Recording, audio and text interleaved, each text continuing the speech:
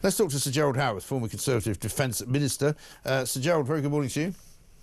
Morning to you, Mike. I know you're not here to talk about knife crime, but just before we get on to the Russian spy ship, I mean, this terrible, terrible latest tragedy involving a little 12-year-old boy stabbed on his way home from school. I mean, we surely need to do something more than is currently being done to get these knives off our streets. Well, absolutely. The successive governments have been concerned about knife crime, but it's very hard to know exactly what you can do because knives are part of our everyday activity. We need knives in the kitchen. We need some things which can be weaponized in our garden sheds and so on. Yeah. It's the people who do it who are the problem. And I thought that Harry Miller was absolutely right. The police have got to stop going after people like Alison Pearson from the Daily Telegraph for some anti-woke sentiment that she expressed a year ago, and start doing what police are supposed to do, which is to uphold the law and apprehend real criminals, not people engaged in something called non-criminal hate crimes. Absolutely pathetic. And a lot of people have criticized President Trump in the run-up to the presidential election in America. But the fact is that the first action he has taken is to abandon this DEI nonsense. It has permeated the whole of British society, and it's about time that we got real and stopped this politically correct nonsense, because that is what is driving this lawlessness, because the police are not taking the action that I believe many of them would like to take, but are feared to take in case they're accused of racism. It is an absolute disgrace and a betrayal of our people.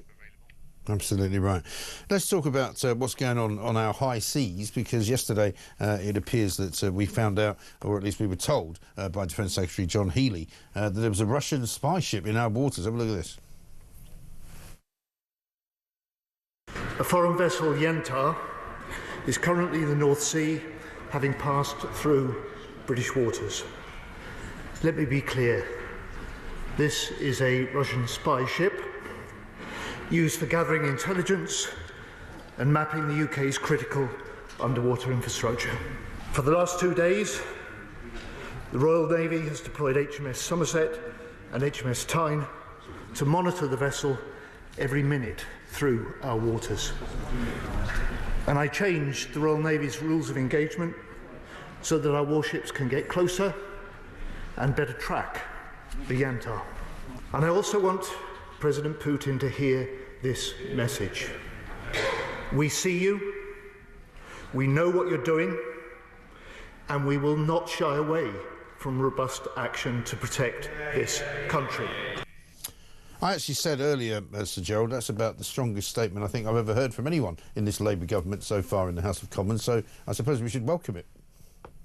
Yes, indeed, we should welcome it, as did every member of Parliament who asked a question of the Defence Secretary in the House of Commons yesterday afternoon, including my son-in-law, the Shadow Secretary of State for Defence, James Cartledge.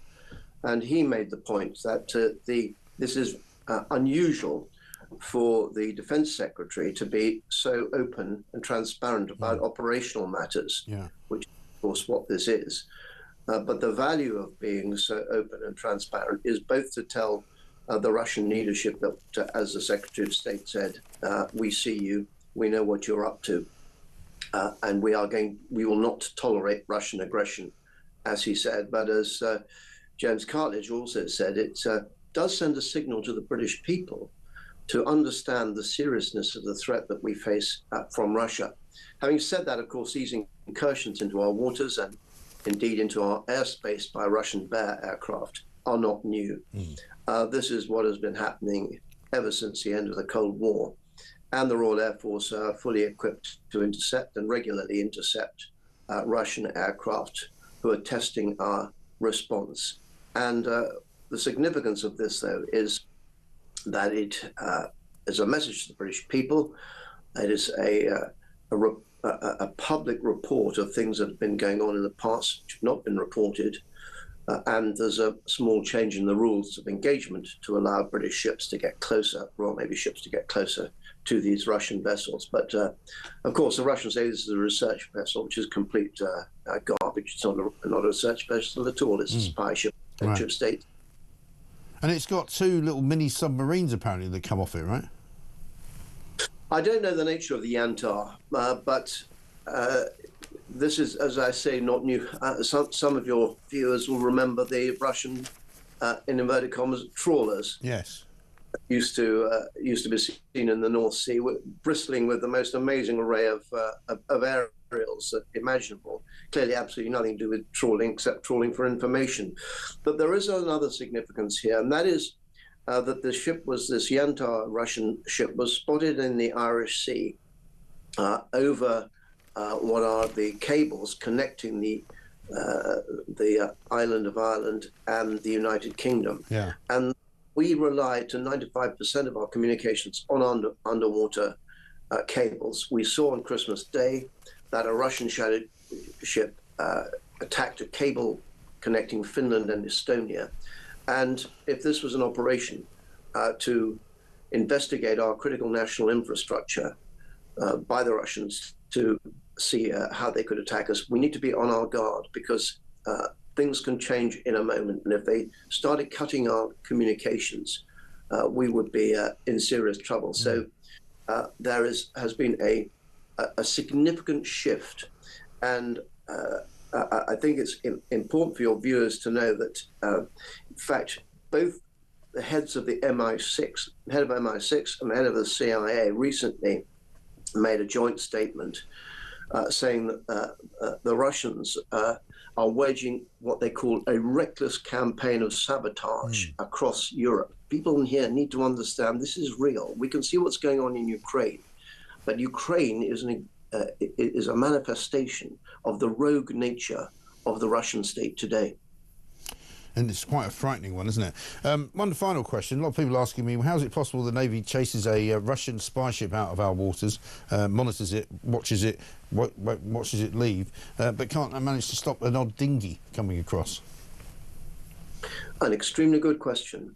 My own view is that the only way you will stop these boats coming across is to take much firmer action. And that means turning the boats back to France, whence they came. Of course, the lawyers will say, oh, it's international water, so you can't do it, you can't do it. We face an existential threat in this country. A wave of migration that we have seen, and I read a report overnight, suggested that there are something like 500,000 illegal migrants in our capital city. The British people are entitled to demand of their politicians an end to this, what my mother described in a letter to the Daily Telegraph in 1967 as alien invasion. It has got to stop. And we cannot sit there in the middle of the ocean and sending the Royal National Lifeboat Institution rescue boats to rescue people who then come to our country. And then, even worse, having got to this country, undertaken this perilous journey, come to our country and then tell us what to do not accept our values, do not accept our traditions, and want to change our culture.